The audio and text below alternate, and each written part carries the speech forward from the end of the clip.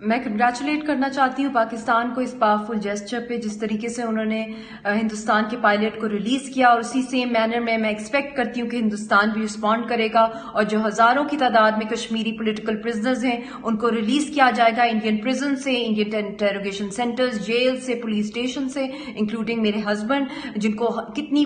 دفعہ ہزاروں کی تعداد میں ان کو جیلوں میں بند کیا، اس وقت بھی وہ جیل میں بند ہیں، اور ان کے جو ٹریول ڈاکیومنٹس ہیں وہ 6 سال سے ہندوستان نے ان کے لے لیے، اسنیچ کر لیے ہیں، اور وہ کہیں ٹریول نہیں کر سکتے، اپنی فیملی کو نہیں ملنے آ سکتے۔ جس طریقے سے انڈین پائلٹ اپنی فیملی کو آج ملے گا، میں اپیل کرتی ہوں دنیا سے کہ اسی طریقے سے میرے ہسبینڈ کو الاؤ کیا جائے کہ وہ باہر نکلیں، وہ اپنی فیملی سے ملیں، وہ اپنے علاج کے لیے باہر کے ملکوں میں جائیں، کیونکہ وہاں پہ ان پہ اتنا ٹارچر ہوا ہے۔ اور دوسرا میرا پیغام امن کا پیغام ہے دنیا کے لیے کہ اگر گاڈ فاربڈ جو اصل جو کور ایشو ہے ہندوستان اور پاکستان کے بیچ میں، جو